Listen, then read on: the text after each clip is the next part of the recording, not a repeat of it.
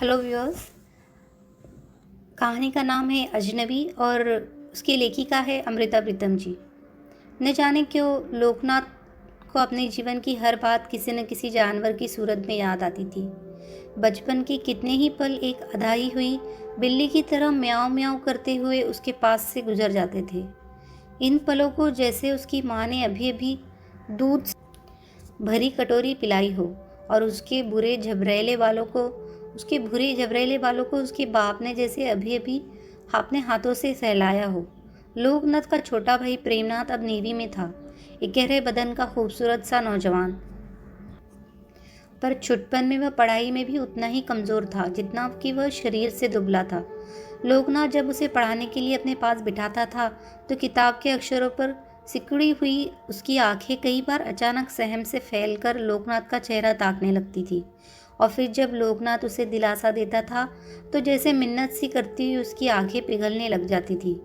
और अब नेवी का अफसर बनकर वह नई नई बंदरगाहों पर जाता था और वहाँ से तस्वीरें खींचकर लोकनाथ को भेजता था, तो लोकनाथ को उसके साथ बिताए हुए पलों की याद ऐसे आती थी जैसे एक छोटा सा पिल्ला पूंछ हिलाता हुआ अपनी गीली जीभ से उसकी तलों को चाटने लगा हो। उसने किसी राजनीतिक पार्टी में कभी दखल देना नहीं चाहा था, पर अनुभव की भूख कई बार उसे मीटिंगों में ले जाती थी। वह नहीं जानता था कब खुफिया पुलिस ने अपने कागजों में उसका नाम दर्ज कर लिया था और उसके बारे में अपनी लंबी चौड़ी राय बना रखी थी। उसकी डिग्रियों से घबराकर जब कभी भी कोई सरकारी दफ्तर उसे नौकरी का वचन दे देता तो पुलिस की यही लंबी चौड़ी राय उस वचन को एक ही झटके में तोड़कर रख देती।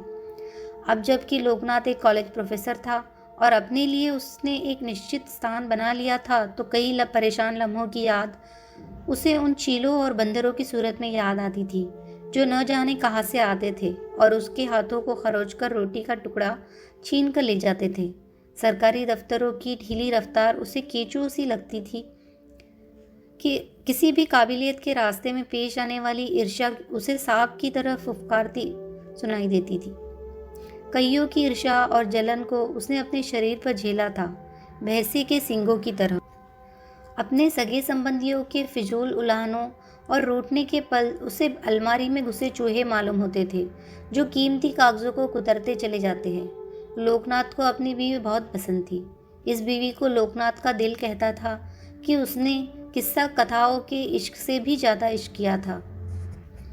उसके साथ बिताई और बीत रही घड़ियाँ लोकनाथ की नज़र में ऐसे थी जैसे नन्ही नन्ही चिड़िया उसके आसपास चहकती हो, जैसे कूंजों की एक कतार बादलों को काटकर गुजरी हो, जैसे घुग्गियों को कुछ जोड़े उसकी खिड़की में आकर बैठ गए हो, जैसे सुग्गों का एक झुंड उसके आंगन के पेड़ पर आ बैठा हो। अपनी बीवी के खत और बीवी के नाम लिखे हुए अपने खत लोकनाथ को हमेशा उन कबूतरों से लगते थे जो किसी दीवार की ओट में घोंसला बनाने के लिए तिनके से जोड़ते रहते हैं।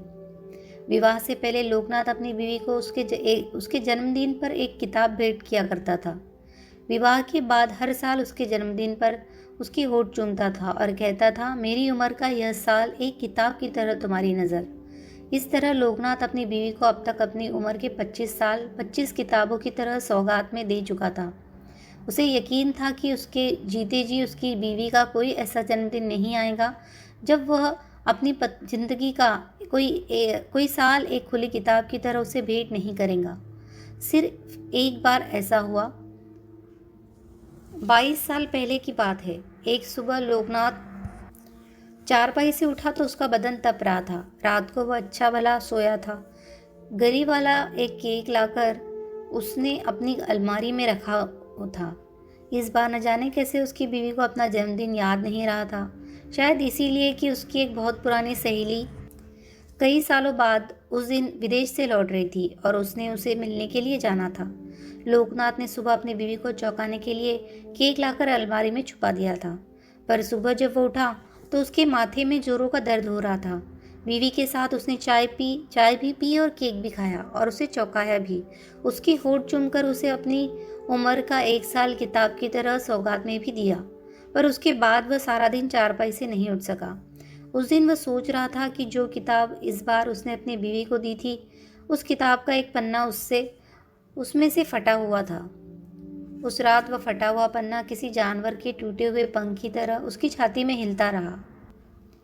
लोकनाथ की जिंदगी के कुछ पल मासूम उड़ते परिंदों की तरह थे, कुछ पालतू परिंदों की तरह और कुछ जंगल के जानवरों की तरह, पर किसी पल से वह कभी डरा नहीं था, चौंका भी नहीं था। पर एक लोकनाथ की जिंदगी में एक वह घड़ी भी आई थी, मुश्किल से 15 मिनटों के लिए, जो एक बार एक चमगादड़ की तरह उसके मन में चली आई थी। और बेशक होश आवाज की सारी खिड़कियां खुल गई थी, वह घड़ी एक अंधे चमगादड़ की तरह बार बार दीवारों से टकराती रही थी और बार बार लोकनाथ के कानों पर झपटती रही थी। लोकनाथ ने घबराकर कानों पर हाथ रख लिए थे और कुछ मिनटों के लिए उसे आवाज़ें सुनाई नहीं दी थी, उसकी ज़मीर की आवाज़ भी नहीं, पर एक आवाज़ थी जो उस समय भी कनपटियों में उसे सुनाई देती रही थी। और खून की इस आवाज़ से छुटकारा पाने के लिए उसने 22 साल बीत गए थे। पर वह घड़ी, मुश्किल से 15 मिनटों की वह घड़ी, लोकनाथ को जब कभी याद नहीं आती थी, बल्कि चमगादड़ की तरह उसके सिर पर उड़ती थी, तो लोकनाथ घबराकर उसे जल्दी बाहर निकाल देने के लिए उसके पीछे दौड़ने लगता था। इस चमगादड़ जैसी घड़ी के आने का कोई समय नहीं था। कभी फ्राइड के पन्ने उलटते हुए वह अचानक आ जाती थी, तो कभी किसी खूबसूरत कविता को पढ़ते हुए वह अचानक आ जाती थी। एक बार अपने नए जन्मे बेटे की गर्दन में से दूध की महक सूंघते हुए भी लोकनाथ को वह चमगादड़ दिखाई दिया था। और आज जब लोकनाथ की बड़ी बेटी सुचेता मायके के प्रसूत काल काटकर ससुराल जाने लगी थी और नन्हे से बालक को झोली में लेकर जब उसने अपने बाप से मिन्नत की थी कि उसकी छोटी बहन रीता को वो कुछ दिनों के लिए उसके साथ ससुराल भेज दे, क्योंकि छोटा सा बालक शायद उसे अकेले न संभले, तो लोकनाथ के चेहरे का रंग पीला पड़ गया था। एक चमगादड़ उसके सिर पर मंडराने लगा था। आंगन में बैठी उसकी बीवी, उसकी बेटी, उसे लेने आया उसका खाविंद, झोली में पड़ा बच्चा, कुछ दूर बैठी उसकी दूसरी बेटी, आंगन में कैरम खेल रहा उसका बेटा, सारे के सारे जैसे ओझल हो गए। होश आवाज की सारी खिड़कियां खुली थी, पर एक अंधा चमगादड़ दीवारों से सर पटक रहा था, लोकनाथ के कानों पर झपट रहा था। और लोकनाथ उसे जल्दी से बाहर निकाल देने के लिए अपने मन की चारों नुक्कड़ों में दौड़ने लगा। यह चमगादड़ एक स्मृति थी। बात 22 साल पहले की थी। लोकनाथ के घर जब पहला बच्चा हुआ था, यही सुचेता, लोकनाथ की बीवी, बेहद कमज़ोर हो गई थी। अपनी बीवी को मायके से अपने घर लाने की जगह वह उसे पहाड़ पर ले गया था। छोटा सा बच्चा न उससे संभल पा रहा था, न उसकी बीवी से, इसीलिए वह अपनी बीवी की छोटी बहन को भी अपने साथ पहाड़ पर ले गया था। 15 सालों की वह उर्मी उसे बिल्कुल अपनी बहन सी दिखाई देती थी, या अपनी बेटी की तरह, जो कुछ सालों बाद उसी की उम्र की हो जानी थी। कई बार बच्ची जब सो रही होती थी तो उर्मी को घुमाने के लिए वह अपने साथ ले जाता था। उसकी बीवी अभी चल नहीं सकती थी, कहीं कहीं चीड़ के पेड़ों के नीचे झरे हुए तिनकों की तहे बैठ जाती थी। उर्मी दौड़ पड़ती थी तो लोकनाथ उसे फिसलने से बचाने के लिए हाथ पकड़ लेता था। उसने यह कभी नहीं सोचा था कि इस उर्मी को उसके हाथों कभी ठेस भी लग सकती थी। एक बार सैर के लिए जाते वक्त उसने अपनी बच्ची की गर्दन को चूमा। सो रही बच्ची में से सोफिया दूध और पाउडर की अजीब सी गंध आ रही थी। बच्ची की माँ भी बच्ची के पास लेटी हुई थी। लोकनाथ ने उसके कान के पास होकर धीरे से अपने होठ छुलाए तो बच्ची वाली गंध उसे अपनी बीवी के बालों से भी आई। और फिर उसी दिन की बात है, सैर करते हुए जब उसने उर्मी का हाथ पकड़कर उसे फिसलाई चढ़ाई पर चढ़ने के लिए सहारा दिया, तो उसके कंधे को छूती हुई उसकी सांस में से भी उसे वही गंध आई। लोकनाथ अपनी बीवी को मजाक करता आया था और उर्मी से भी बोला, बेबी का सोफिया दूध लगता है तुम दोनों को भी अच्छा लगने लगा है। इसके आगे लोकनाथ को नहीं मालूम कि क्या हुआ और कैसे हुआ। एक गंध थी जो उसके गले सिमट आई थी, सोफिया दूध की, पाउडर की, गुदास चमड़ी की, औरत के अंगों की और चीड़ के पेड़ों की। और लोकनाथ को लगा कि जंगल की खुली हवा में भी उसका दम घुट रहा था। और फिर यह गंध कुहासे की तरह उठी और उसके गले से होकर माथे में छा गई, और फिर सारे चेहरे उस कुहासे की ओट में छुप गए। उर्मी का चेहरा, उसकी बीवी का चेहरा, उसकी बच्ची का चेहरा। चेहरों का एहसास होता था, पर पहचानने नहीं जाते। फिर लोकनाथ को लगा कि दूर पास कहीं कोई बस्ती नहीं थी। जहाँ तक नज़र जाती थी वहाँ तक सिर्फ खंडहर ही थे। फिर किसी खंडहर में से चमगादड़ों की एक तेज़ गंध उठी और उसके सिर में छा गई। फिर उसे लगा कि किसी दीवार की ओर से निकलकर एक चमगादड़ उसके कानों पर झपटने लगा था। उसने घबराकर दोनों हाथ कानों पर रख लिए थे। कुछ मिनटों के लिए उसे कोई आवाज़ सुनाई नहीं दी थी, ज़मीर की आवाज़ भी नहीं, पर एक आवाज़ उसे अब भी सुनाई दे रही थी। सुनाई कानों से नहीं दे रही थी, बल्कि खून की हर बूंद से उठ रही दिखती थी। यह जैसे एक बहुत बड़ी साजिश थी। ज़मीर की आवाज़ के खिलाफ खून की आवाज़ की साजिश थी। चेहरे की हर पहचान के खिलाफ एक बूंद की साजिश थी।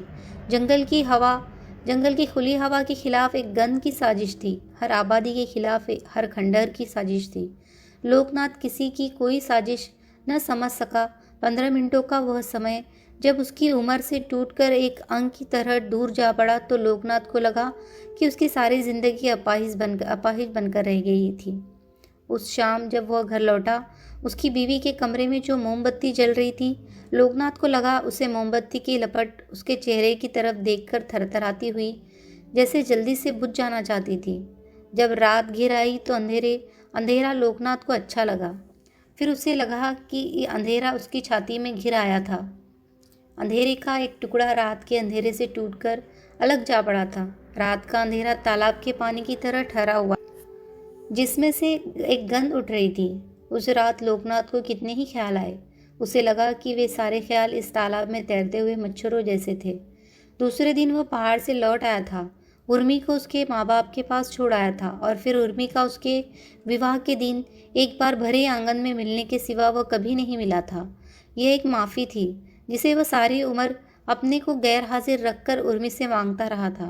पापा जी, सुचेता ने एक मिन्नत से लोकनाथ की खामोशी तोड़नी चाहिए और धीरे से बोली, आप क्या सोच रहे हैं पापा? वैसे मैं जानती हूँ आप ना नहीं कहेंगे। क्या? लोकनाथ ने हैरान होकर अपनी बेटी की तरफ देखा। ये बेटी उससे बहुत प्यारी थी। उसकी बात उसने कभी नहीं टाली थी, पर वह हैरान था कि अगर कोई खूनी वक्त के साथ मिलकर एक साजिश करने लगी थी तो उसकी बेटी को इस साजिश की समझ क्यों नहीं लग रही थी। रीता को कुछ दिन मैं अपने साथ ले जाऊं, यह सोनी मुझे संभलती नहीं, सुचेता फिर कह रही थी। साथ में माँ ने भी हामी भरी। 1 महीने तक रीता का कॉलेज खुल जाएगा। यही छुट्टियों का 1 महीना ही है।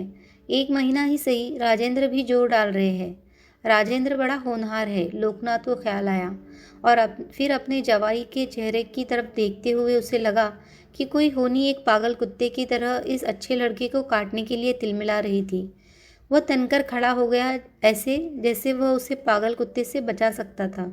मैं अगले महीने खुद आकर रीता को छोड़ जाऊंगा, राजेंद्र ने धीरे से कहा।